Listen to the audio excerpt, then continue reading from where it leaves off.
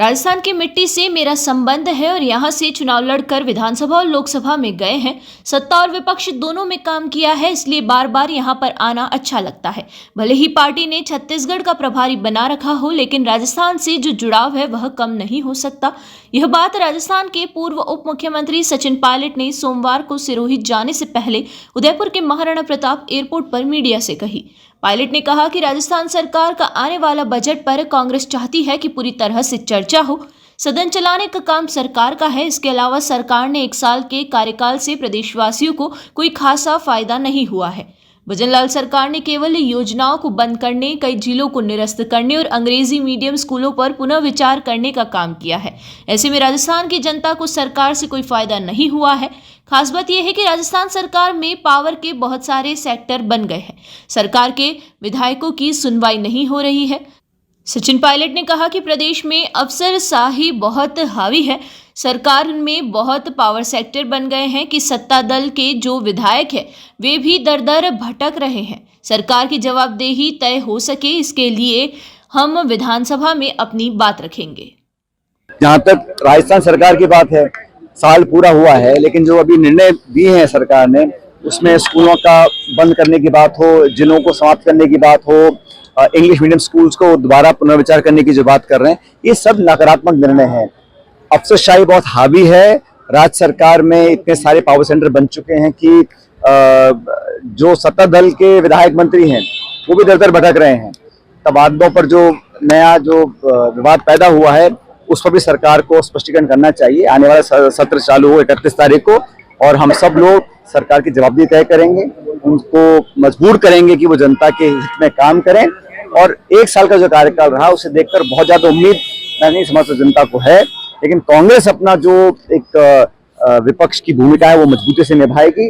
हम सदन के पटन पर, सदन के बाहर लगातार जवाब पूछते रहेंगे और जवाबदेही तय करते रहेंगे। सत्र आने वाला है, बजट भी आएगा, आपको लगता है सकारात्मक रूप से संसद में चर्चा होगा? तो पिछले बजट पे जो घोषणा की थी, 4 लाख रोजगार की बात की थी, अभी जो एमओयू साइन किए हैं 35 लाख करोड़ के साइन किए हैं, उनमें से कितने कारगर होंगे? तो पारदर्शिता के साथ सरकार को अपनी बात रखनी चाहिए। हम तो चाहेंगे चर्चा हो, लेकिन सदन को चलाने की जिम्मेदारी सरकार की होती है। हर मुद्दे पर चर्चा हो। और कई बार जैसे मैंने देखा है पार्लियामेंट के अंदर, लोकसभा के अंदर हाउस एडजर्न कर सरकार अपने जवाब देने से बच जाती है और हम लोग जवाब मांगते हैं। तो सार्थक चर्चा हो, संवाद हो, पूरा देश प्रदेश देखे कि सत्ता पक्ष विपक्ष किस प्रकार का आचरण रखते हैं। हम तो हमेशा सदन चलाने के पक्ष में रहे हैं। इस सत्र में भी हम चाहेंगे, बड़ा महत्वपूर्ण सत्र है बजट सत्र, हम चाहते हैं चर्चा हो।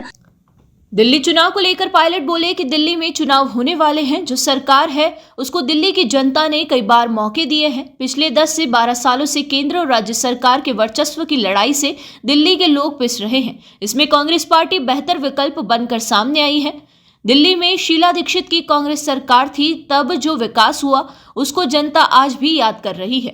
वे बोले कि शीश महल और राजमहल में कितना रुपया खर्च हुआ है। इन चर्चाओं से हटकर कांग्रेस ने मजबूत ब्लूप्रिंट तैयार किया है।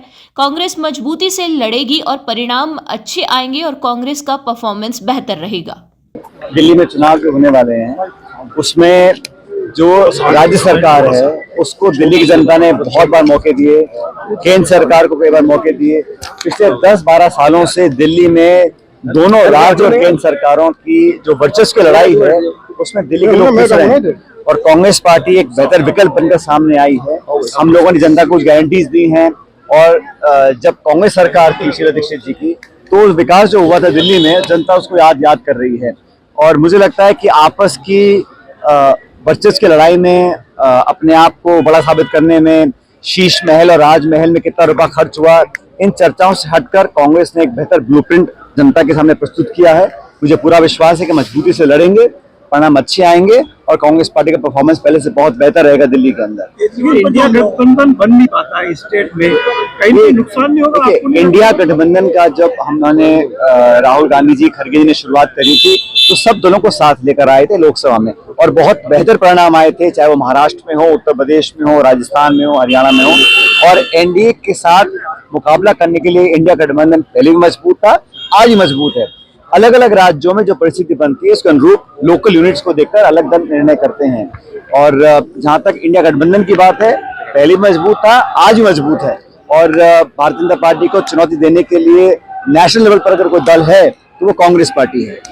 दिल्ली के मुख्यमंत्री अरविंद केजरीवाल के हमले पर बोले कि हिंसा का राजनीति में कोई स्थान नहीं होना चाहिए, लेकिन जनता जो जवाब मांग रही है, जिनको केंद्र और दिल्ली में सत्ता दी है, वही भाजपा और आप पार्टी आरोप प्रत्यारोप में फंस गई है। ट्रंप ने अमेरिका के राष्ट्रपति बनने पर कहा कि भारत और अमेरिका दोनों देशों के संबंध मजबूत रहेंगे और संबंध पहले से और बेहतर होंगे। इस दौरान कांग्रेस नेता रघुवीर सिंह मीणा भी वहां पर मौजूद रहे।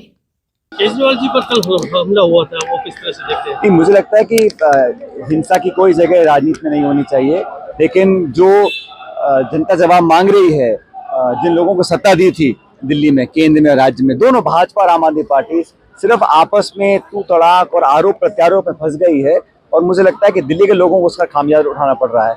लोग बेहतर विकल्प चाहते हैं और अच्छा ऑप्शन कांग्रेस पार्टी बनकर सामने आएगी। अगर ट्रंप के हाथ में सत्ता जारी है, भारत का फायदा और नुकसान देखा जाता है, उससे आप क्या सोचते हैं? मुझे लगता है कि दोनों मुल्कों में सत्ता किसी के पास भी हो, लेकिन दोनों सबसे बड़ा लोकतंत्र, सबसे पुराना लोकतंत्र है और दोनों देशों के जो द्विपक्षीय संबंध हैं वो अटूट हैं, बहुत मजबूत रहेंगे। और जो भी नया राष्ट्रपति बनता है जनता की चॉइस से बनता है, तो मैं तो उनको शुभकामना देता हूं और उम्मीद करता हूं कि भारत अमेरिका के जो संबंध थे वो पहले से और बेहतर हों, आर्थिक रूप से, सामाजिक रूप से दोनों देश और करीब आएं